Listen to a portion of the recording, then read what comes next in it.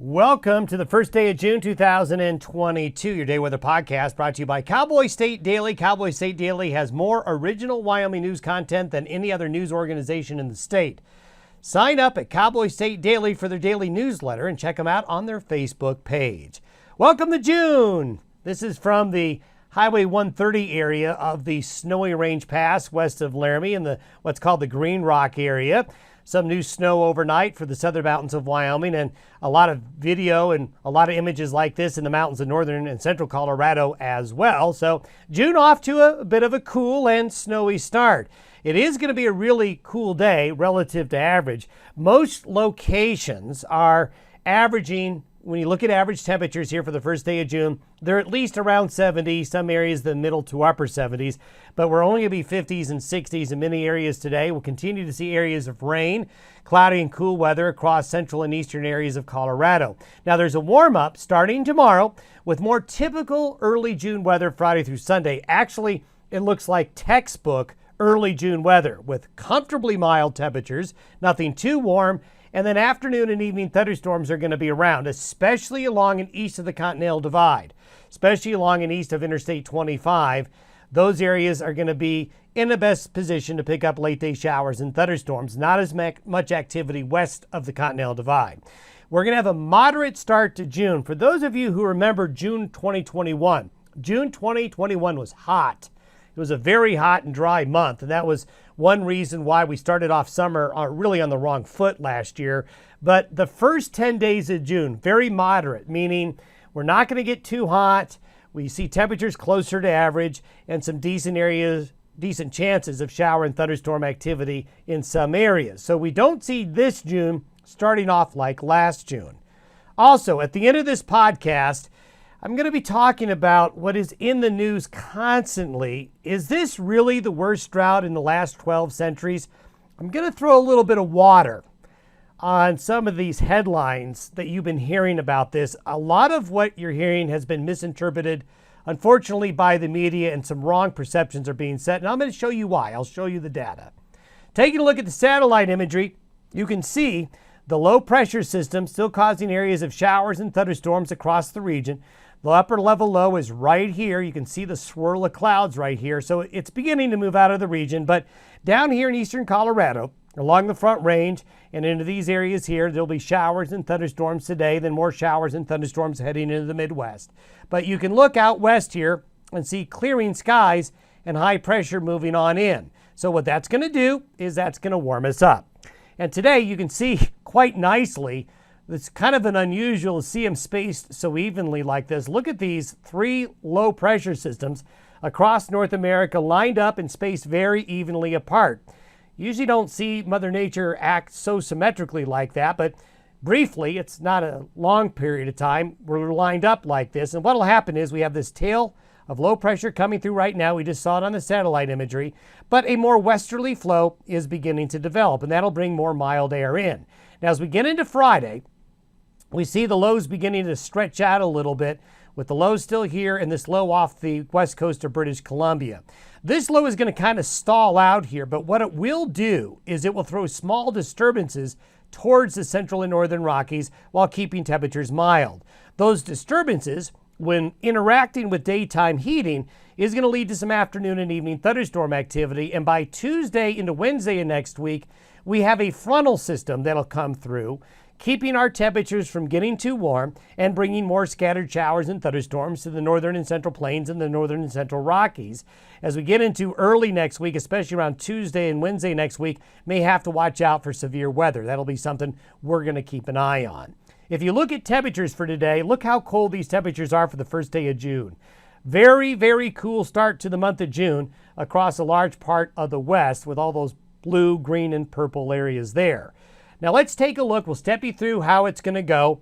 We showed you these maps yesterday. So as you plan your weekend, we're looking at afternoon and evening thunderstorms. I know a lot of you probably are going to try to get out this weekend because you couldn't last weekend. But you got to plan on afternoon and evening thunderstorms. But it's going to be warm. You can see anywhere you see the green, the blue, and the red and the yellows here, this is the prediction of where lightning strikes could occur. So the more dense areas of color is where the higher frequency of thunderstorm activity will be. So that's Friday.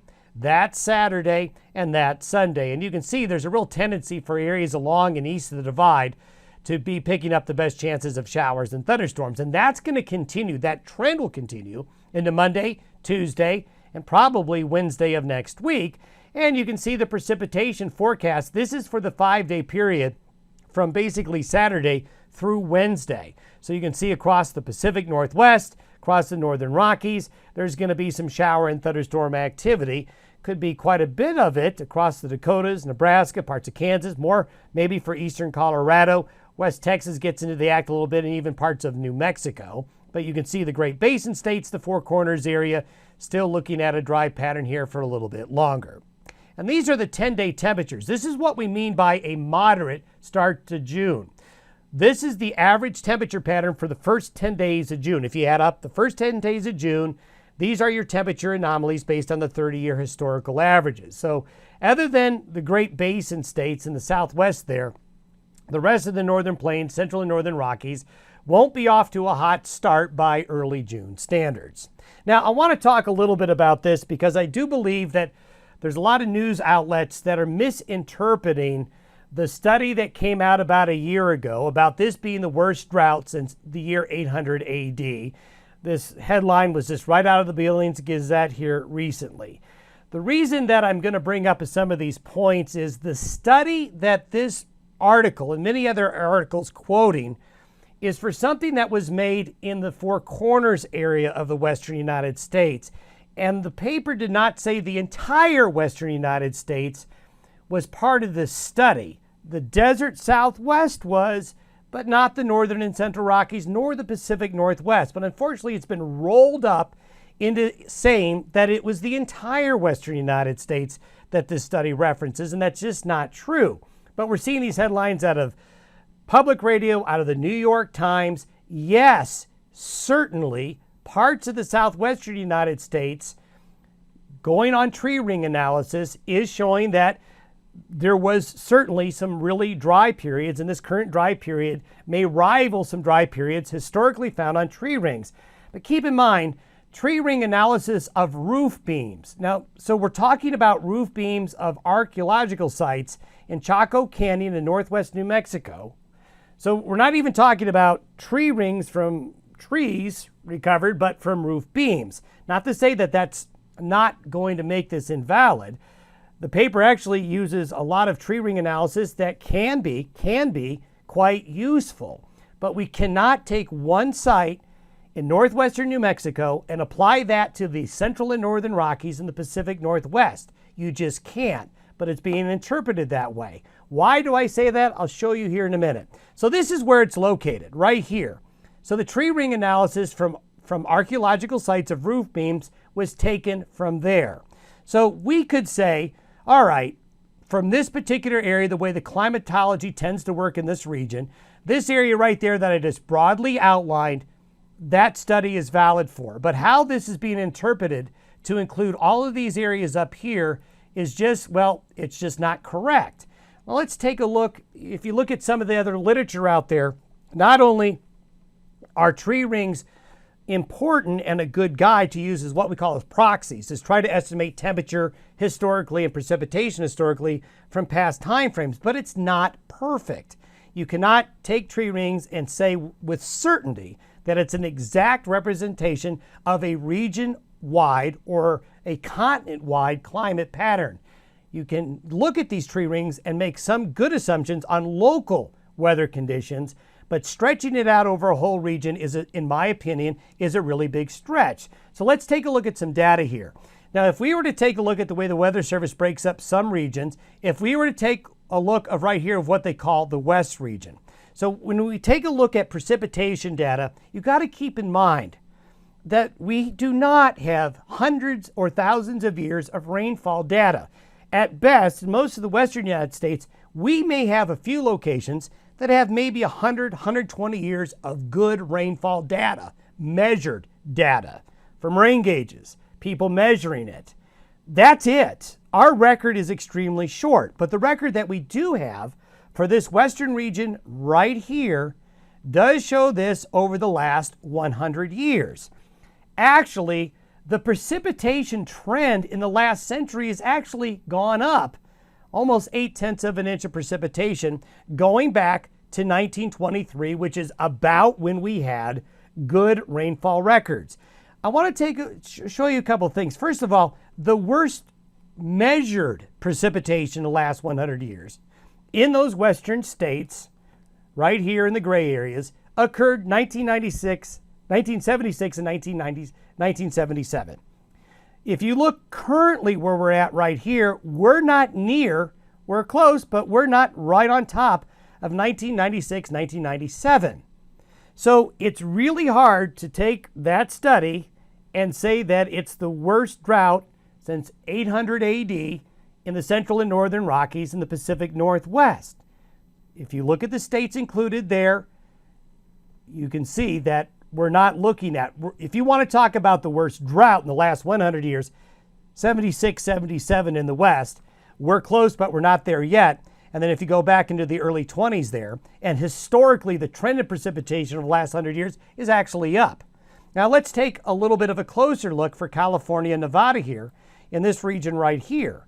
It's a very flat trend line. It's actually up just under 0.4 of an inch for the century. And again, 1976 and 1977 sticks out as a very dry period. Very dry period right now. But if you want to really say that it's the worst drought since the year 800 AD in all of the western United States, you do have some measured data that contradicts that claim. However, people are applying this claim to Wyoming, Montana, Idaho, Washington, Oregon, and Northern California. As we showed you earlier, the desert Southwest and the Four Corners area, maybe you can apply that statement, but you have to keep in mind tree rings are approximate, they're not exact measured precipitation data. They're a good guide, they're a very useful tool, but it's a very strong claim to say it's the worst drought in the last 1,200 years for a large part of the western United States. So if you were to look over the last 100 years, 2016 and 17 in the West was the wettest year on record in the last 100 years. 23 and 24 are worse than they are currently. If you really want a bad decade, look at the 1930s and 1940 for a large part of the nation.